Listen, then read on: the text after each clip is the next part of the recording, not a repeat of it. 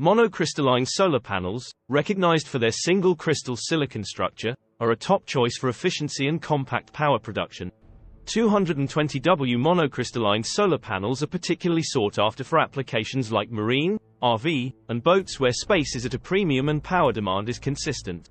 These solar panels deliver a maximum power, P-max, of 220 watts under optimal conditions. Voltage at P-max, or the maximum power voltage, is typically around 1820 volts for a nominal 12 volts DC system, making them compatible with many off-grid systems.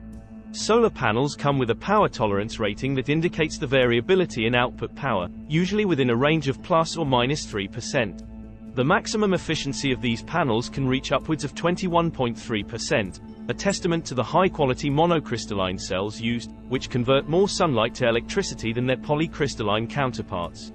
Given their high efficiency, reliability, and adaptability to a variety of environments, 220W monocrystalline solar panels continue to be the preferred choice for those requiring dependable power in a compact form.